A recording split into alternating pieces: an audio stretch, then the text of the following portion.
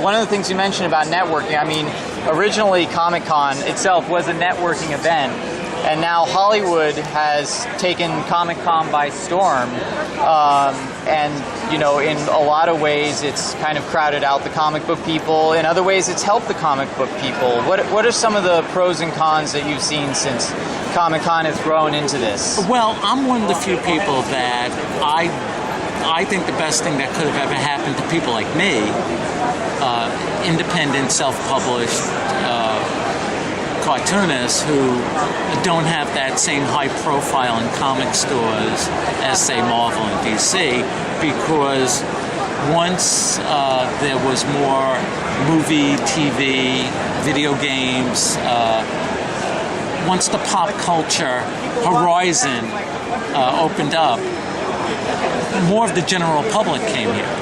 And after they've seen the celebrities or played the games, they go looking around the exhibit hall, and then they see comics that they never knew existed. And I'm not just talking about myself. Slave labor and people like Randy Ronaldo, just Phil Folio, people like that. We all benefited because people discovered that there were more to comics than just Marvel and DC comics, superheroes, and there's everything from supernatural lore to action philosophers, all different sort of genres, and a comic for every age. And they wouldn't have known this if a comic convention only catered to comic fans. That's the only type of reader you're going to get. Someone who has seen your book in the comic store already, if that store carried you, and has rejected you.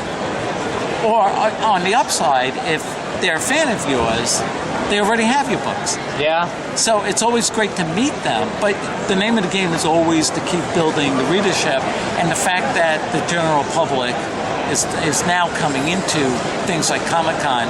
I mean, I'm old enough to remember when it was a rarity when the real world would ever pay attention to a comics convention. The best they could do was, look how much this old comic book is worth. And that was it. Now people actually come because it's very exciting. The stuff that we've known for years, like how cool the stories are and how compelling the characters are, the whole world is beginning to discover it. Stuff we've known for years. I mean, if you told me as recently as 10 years ago that the billion-dollar worldwide hit of the summer would be an Avengers movie, and that was a Marvel comic I never even liked, but the fact that it struck a nerve with the general public, people who don't read comics, says something about our medium and the wonderful stories and characters that we all appreciated for years. But anyway, that's a long roundabout way of saying I think it's good, and I've noticed other shows like Emerald City and New York Comic Con certainly are bringing in the general public. Yeah. When they used to just be niche market. So I think it's all good. And what about, I believe there was a supernatural law movie at one point being bantered around. Is that still a possibility? Well, I wouldn't say bantered around. I would say punched around. I'm not at liberty to talk about it, but not a movie, it's a TV series now. And we'll see what happens. I think a movie was just it was very exciting at first, and this was in the late 90s. But the more I learned about how movies are made, especially genre movies, which Supernatural Law would be, my characters are not larger than life. They're smaller than life, so their cases tend to be more low key, and the characters are more lighthearted. A movie's got to be, and this is why superheroes are perfect for movies, because a movie's got to save the world. It's got to be bigger than anything. And if you've noticed, like the Men in Black movies, the first movie they saved the world. The sequel they had to save the universe. The third movie I think they had to save 1969. So it just gets bigger and bigger, and it's tough to tell small stories, which my characters. I mean, the name of the book is The Monsters Meet on Court Street. They're not meeting in Transylvania. They're meeting on Court Street.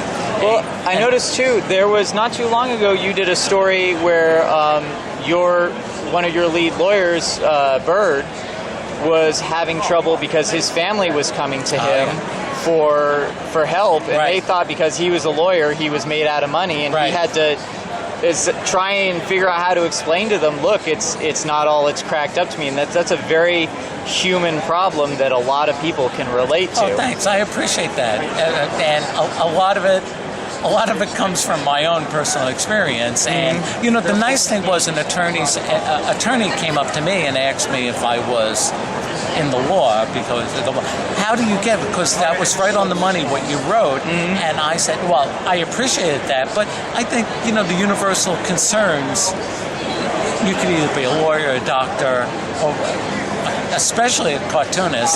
You know, I think it applies to every endeavor.